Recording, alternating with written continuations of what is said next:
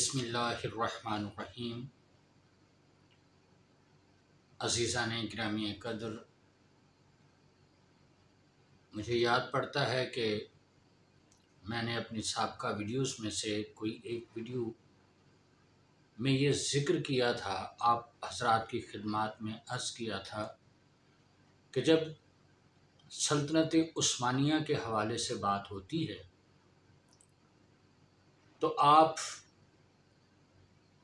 چند سالوں کے ایک بچے، 5 7 10 سال کے بچے، وہ 3 براعظموں کے حکمران کے تخت نشین ہونے پر یقین کر لیتے ہیں کہ وہ شخص 3 براعظموں کا حکمران منتخب ہو گیا یا اپنے باپ، بھائی، چچا کے بعد اس کو تخت پر بٹھا دیا گیا، اور وہ سلطنت عثمانیہ کے جو 3 براعظموں پر حکومت کر رہی تھی، ان 3 براعظموں کی وسعت تک پھیلی ہوئی سلطنت عثمانیہ کے انتظام کی باغ دوڑ سنبھالنے کے لیے آپ 7 10 12 15 سال کے بچے کو مان لیتے ہو،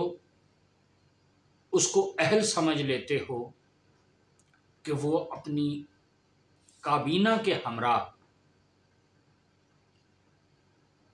بالآخر آگے چل کر چند سالوں میں اس پوری سلطنت پر کنٹرول حاصل کر لیتا ہے یا کر سکتا ہے، کیونکہ وہ سلطنت عثمانیہ کے عظیم بانی قرولس عثمان کی نسل میں سے اور خون میں سے ہوتا ہے۔ کتنے افسوس کی بات ہے، مسلمانان عالم یہ مثال کبھی اور کسی بھی لحاظ سے اس بات کے مطابق ہرگز نہیں ہے۔ یہ صرف آپ کی توجہ دلانے کے لیے، یا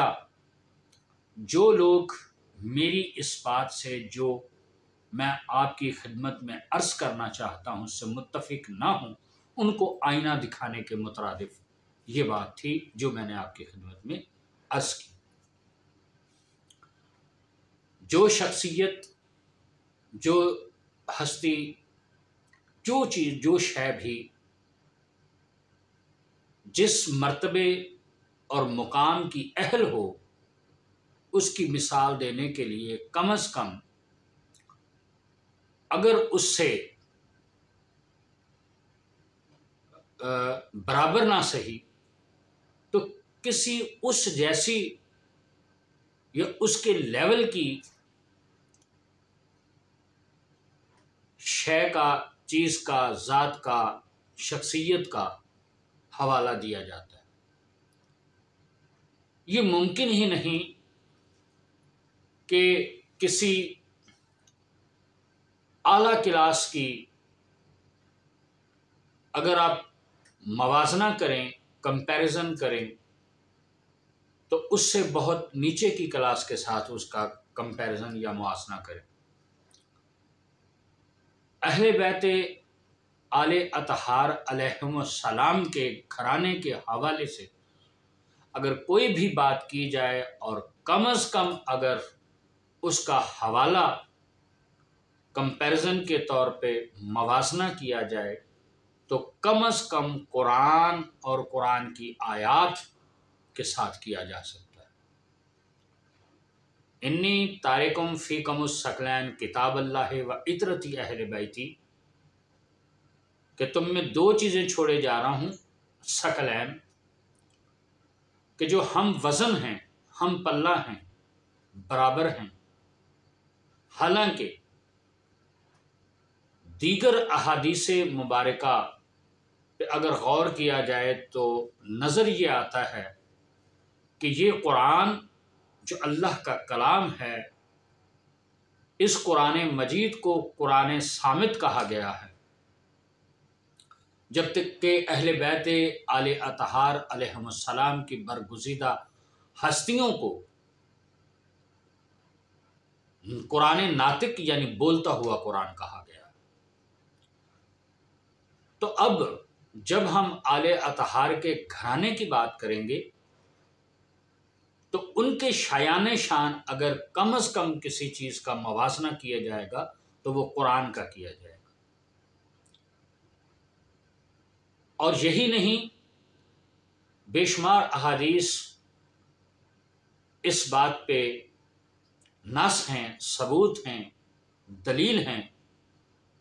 کہ اہل بیت آل اطہار علیہم السلام قرآن کے ساتھ ہیں اور قرآن اہل بیت رسول کے ساتھ، یعنی ان کا لازم و ملزوم کا ایک ناطہ ہے۔ جتنی ہدایت آپ کو قرآن سے مل سکتی ہے اتنی ہدایت آپ اہل بیت علیہم السلام سے تمسک اختیار کر کے حاصل کر سکتے ہیں۔ بلکہ جیسا کہ میں نے عرض کیا کہ قرآن ناطق اور قرآن صامت کو سامنے رکھتے ہوئے یہ قرآن، جس کو قرآن صامت کہا جاتا ہے یعنی کلام مجید، قرآن پاک، یہ اس وقت آپ کو ہدایت عطا کرے گا جب آپ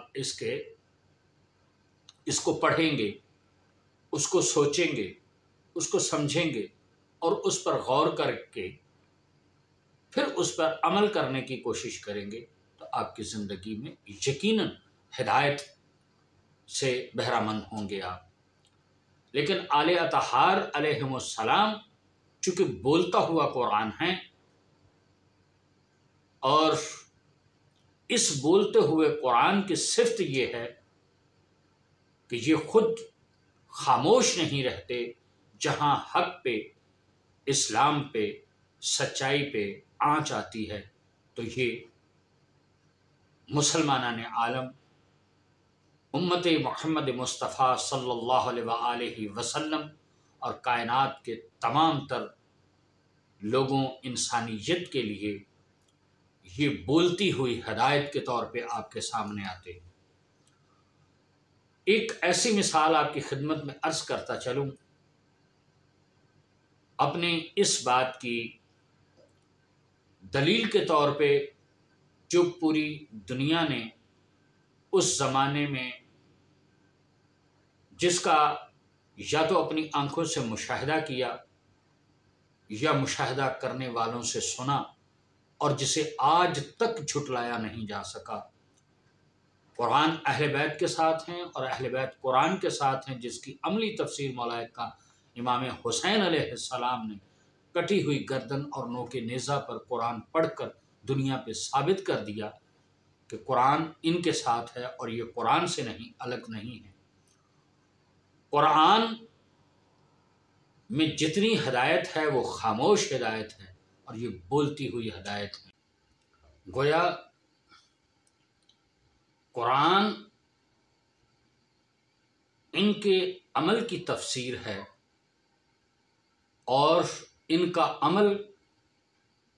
قرآنی آیات کا مجسم اظہار ہے، مجسم اس کی ہدایت ہے، یعنی جو قرآن ہدایت دے رہا ہے، جو ہدایت اس میں پائی جا رہی ہے، اس کی مجسم صورت اور شکل اہل بیت کی صورت میں آپ کے سامنے ہے۔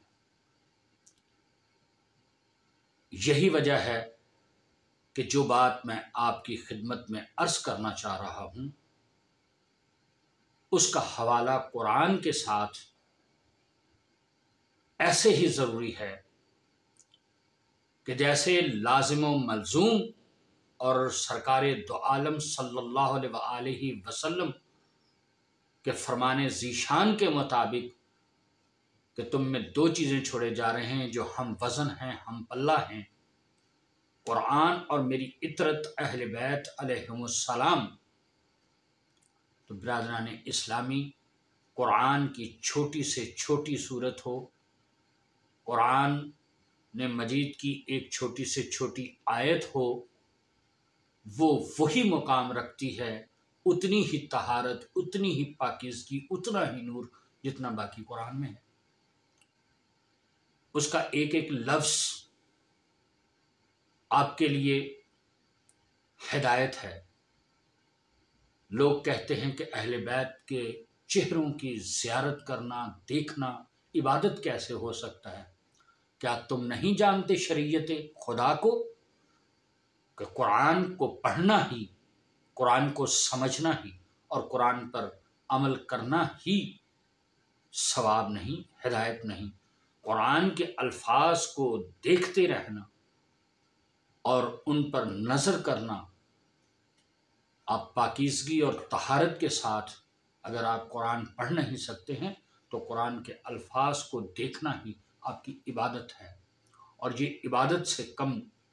ثواب نہیں ہے، یہ ثواب والی عبادت ہے۔ جب قرآن کے حروف کو دیکھنا عبادت ہے تو اہل بیت کی زیارت کرنا بھی عبادت ہے۔ اگر قرآن کی ایک چھوٹی سی چھوٹی سورہ مبارکہ اور چھوٹی سے چھوٹی آیت بھی قرآن کا درجہ رکھتی ہے اور پورے قرآن کی طرح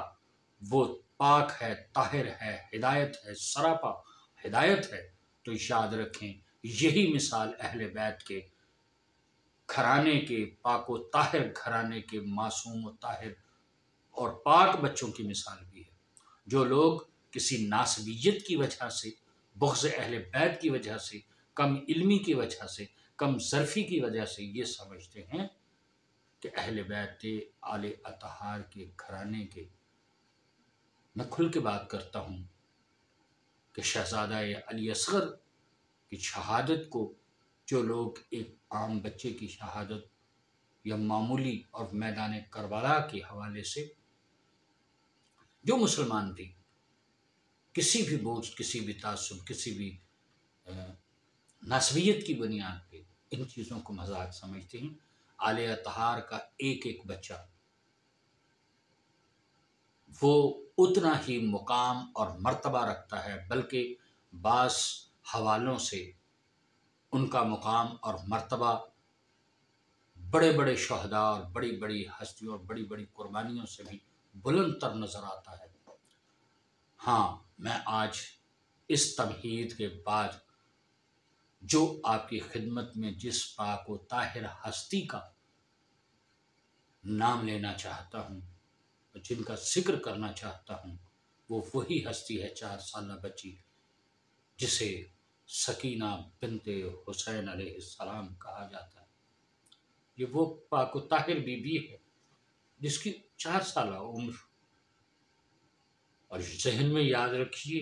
میں نے بڑی تفصیل کے ساتھ عرض کر دیا کہ قرآن کی چھوٹی سی چھوٹی سورت بھی قرآن کا درجہ رکھتی ہے۔ وہ حسین جو نبی کے دل کے چین تھے، وہ امام علی مقام کہ جن کو سید الشہداء کا مقام حاصل ہے، وہ جو شباب اہل الجنہ، جوانان سید الشباب اہل الجنہ کا مقام رکھتے ہیں، اور امام علی مقام جو فخر انبیاء ہیں، جو فخر ختم الرسل ہیں، اور جنہوں نے وہ قربانی پیش کی جو نہیں دی جا سکتی کائنات میں، جس کی مثال نہیں بنتی، اور شریکت الحسین بی بی، اس بی بی کے نام پر ہماری عزتیں قربان، وہ جو اسلام کی بقا کی ضامن بی بی، جس نے امام علی مقام کی اس تحریک اسلام بچاؤ تحریک کا برابر کا ساتھ دے کر شریکت الحسین کا لقب پایا۔ جتنا دین کو بچانے کا امام علی مقام کی قربانی اور ان کے رفقا کی قربانی کے طور پہ ان ہستیوں کا، ان شہداء کا حصہ ہے، اتنا ہی حصہ ان پاک و طاہر معصوم بیبیوں کا ہے کہ جنہوں نے مدینے سے لے کے مکے تک اور مکے سے لے کے کربلا تک تو وہی مصیبتیں تمام جھیلیں، برداشت کی، اور ان مصیبتوں کو فیس کیا، برداشت کیا، جو باقی سب شہداء، باقی سب جتنے بھی اس پاک قافلے میں موجود مسافران عشق تھے، اللہ کے دین کو بچانے کے لیے نکلے تھے، لیکن وہ جو کربلا میں شہید ہو گئے، وہ شہید ہو گئے، اور ان بیویوں کے امتحان کا سفر ابھی باقی شروع ہوتا ہے۔ تو وہ شریکت الحسین بی بی کہ جس نے اسلام کو بچانے میں امام علی مقام علیہ السلام سے کم رول پیش نہیں کیا، کم کردار پیش نہیں کیا، انہی کے قافلے میں وہ جو اسیران شام پاک و طاہر بیویوں کا قافلہ ایک بیمار کی سرپرستی میں، سرکردگی میں آگے بڑھتا ہے، اس میں ایک بی بی جس کا نام سکینہ بنت الحسین علیہ السلام، اور جن کو لوگ حسین کے سکون کے نام سے جانتے کہ آپ نے دعاؤں میں اس بی بی کو اللہ سے مانگا، تو وہ بی بی قرآن کی انہی سورتوں، قرآن کی سب سے چھوٹی سورت سورہ توحید ہے، سورہ عہد ہے، لیکن آپ مفسرین سے پوچھیں، آپ علماء اسلام سے پوچھیں کہ 3 دفعہ سورہ کل هو اللہ احد کا اگر آپ تلاوت کرتے ہیں، 3 مرتبہ پڑھتے ہیں، تو پورے قرآن کا ثواب آپ کو ملتا ہے۔ یہ چھوٹی سورت بھی قرآن کا خلاصہ کہلاتی ہے، پورے قرآن کا کوئی بھی سورہ مبارکہ ہو، لیکن یہ سورہ توحید بالخصوص اس لیے کہ ایک چھوٹی سورہ ہے۔ تو حسین علیہ السلام کی وہ چھوٹی بچی 4 سالہ، وہ بھی بولتا ہوئے قرآن کا ایک پارہ تھی، ایک سورہ تھی، اور وہ کیوں کر وہ امام علی مقام کے دل کا سکون نہ ہوتی کہ جس کی مثال قرآن میں اس ایک باقاعدہ واقعہ موجود ہے، اس صندوق کہ جس کو سکون کا صندوق کہا جاتا ہے، اور جس میں کیا تھے انبیاء علیہ السلام کی، جس میں نشانیاں تھیں، چیزیں تھیں، اور اس کو کامیابی کی علامت، اس واقعے کی طرف نہیں جاؤں گا۔ تو اللہ نے اس واقعے کو بیان کر کے، یہ تو زندہ ایک امام علی مقام علیہ السلام کا خون، اور وہ عظیم الشان بھی ہے کہ جس طرح شہیدان کربلا میں معصوم علی اصغر، شہزادگان اور محمد اور حضرت قاسم علیہ السلام کی قربانیوں کو بڑی قربانیاں سمجھا جاتا ہے،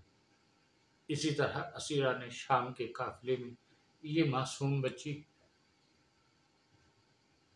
اس کا رول بھی بہت بڑا رول قرار دیا جاتا ہے۔ ویسے ہی جس طرح ان شکی القلب افواج کے درندوں کے سامنے امام علی مقام کے 6 ماہ کے لیے اصغر نے مسکرا کر ان کی بددیانتی کو، ان کی شکی القلبی کو، ان کی انسانوں کے روپ میں حیوانیت کو اور انسانوں کے روپ میں شیطانیت کو اس طرح دنیا کے سامنے قیامت تک کے لیے بے پردہ کر دیا کہ یہ ایمان والے ہو ہی نہیں سکتے ہیں، یہ اسلام والے ہو ہی نہیں سکتے ہیں۔ عین ہی اس 4 سالہ معصوم بچی نے جہاں ایک طرف شجاعت علی علیہ السلام کا مظاہرہ کیا کہ ہزاروں میل کے پیدل بھوکے پیاسے سفر میں، پیادہ سفر میں، اس بچی نے بھی شام تک کی منزل طے کر کے لوگوں کو بتا دیا کہ جہاں یہ ایک طرف اس قدر حیادار ہیں کہ گھروں میں بیٹھے ہوئے سورج بھی ان کا حیا کرتا ہے، تو دوسری طرف یہ بے آب و گیا کھلیانوں میں بے آب و گیا بیابانوں میں، جنگلوں میں، یہ معصوم اس اہل بیت علیہ السلام کے گھرانے کی معصوم بچیاں بھی کبھی کسی مقام پہ ان کے حوصلے میں کمی نہیں آتی۔ اسلام کی عظیم الشان قربانی کی خاطر پوری تاریخ اسلام میں کہیں ایک مثال، ایک لمحے کی بھی نہیں مل سکتی کہ اس معصوم سیدہ نے کہیں پہ بھی اس کے پائے استقلال میں ان کے میں کوئی لغزش آئی ہو، انہوں نے کہیں پانی، بھوک، پیاس، تکلیف اور کسی بھی درپیش مصیبت کو اپنے لیے مصیبت جانا ہو یا اس کی شکایت کی ہو اور اس شکایت اور مصیبت میں کسی چیز کی خواہش کی ہو، پانی کی ہو، ان کی ایک ہی خواہش رہی، وہ 4 سالہ بچی سے لے کے سر سفید ہو جانے والی مخدرات عصمت و طاہرہ جو تھی، کہ صرف ایک چیز کی انہوں نے جہاں بھی مطالبہ کیا وہ تھی سر کی چادریں، وہ تھا دنیا کو بتانا کہ یہ محمد مصطفیٰ کی عطرت ہے، یہ اس کے گھر افراد ہیں، گھر کی معصوم و پاک بیویاں ہیں جو اپنے نانا کے دین کے لیے مسلمانوں ہوش کے نہ ہم لوگ 23 سال تک نبی پاک صلی اللہ علیہ وآلہ وسلم نے پتھر کھا کھا کر لوگوں کے طعنے برداشت کر کے ان پہ جنگیں مسلط کی گئیں اور ان کو جسمانی تکلیفوں کے ساتھ ساتھ جو ان کو بے وطن کیا گیا، ان کو بھوکا اور پیاسا رکھا گیا، کئی سال تک پتھر مارے گئے، تو جہاں انہوں نے 23 سال تک اسلام کی تعارف کے لیے، اسلام کو دنیا میں دکھانے، بتانے، سمجھانے اور دنیا کے سامنے پیش کرنے میں یہ تکالیفیں برداشت کی، اس گھر کے 4 سالہ بچوں نے، 6 ماہ کے بچوں نے وہ تکلیفیں برداشت کی کہ جو اس نبی اکرم صلی اللہ علیہ وآلہ وسلم اور ان کے حقیقی جانشین ملک کائنات علیہ السلام اور جناب سیدہ طیبہ طاہرہ پاک و طاہر بی بی، کون سا ایسا فرد ہے امام حسن علیہ السلام کو لے کہ جس فرد نے وہ تکلیفیں برداشت کی، ہر ایک نے اپنے مقام پہ ایک انمول قربانی پیش کی ہے، جس میں جسمانی ہی تکالیف نہیں، روحانی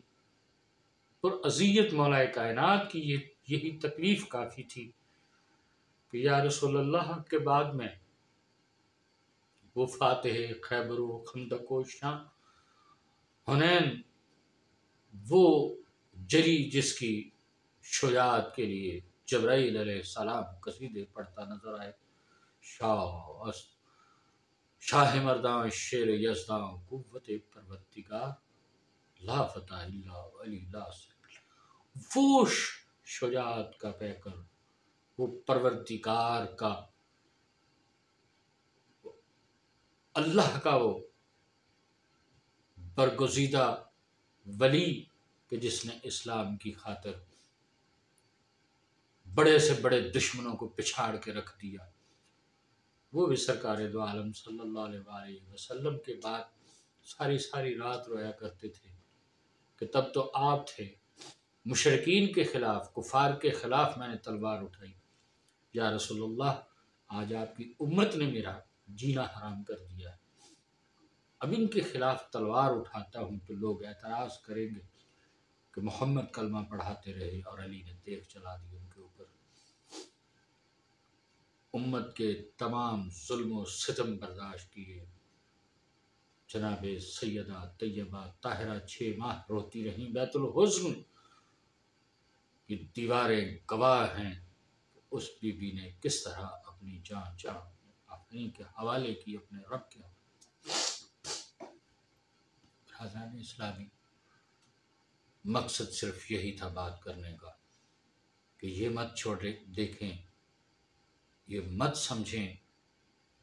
کہ کون کتنی عمر کا تھا۔ یہ آل اطہار کی قربانیوں میں چاہے کوئی بچہ ہو یا بظاہر آپ کو بچی نظر آتی ہو، نہ وہ بچے تھے نہ وہ بچیاں تھیں، وہ تو قرآنی آیات کی طرح اہل بیت علیہم السلام کے بولتے ہوئے قرآن کے پارے اور صورتیں تھیں۔ آپ سے التماس ہے، امام علی مقام علیہ السلام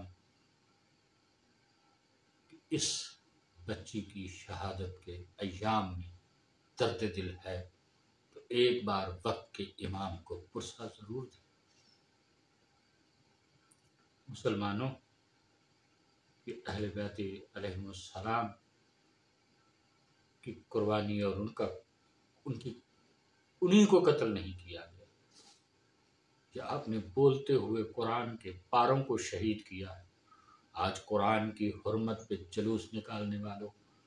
آج قرآن کی حرمت پہ دنیا کے سامنے نعرے لگانے والوں، یہ قرآن کے پارے تمہارے مسلمانوں کے ہاتھوں ہی سے پارا پارا ہو گئے۔ اللہ تعالی ہم سب کو اپنے پاک حبیب صلی اللہ علیہ وآلہ وسلم کے حضور اہل بیت کی محبت کے ساتھ سرخرو ہونے کی توفیق عطا فرمائے۔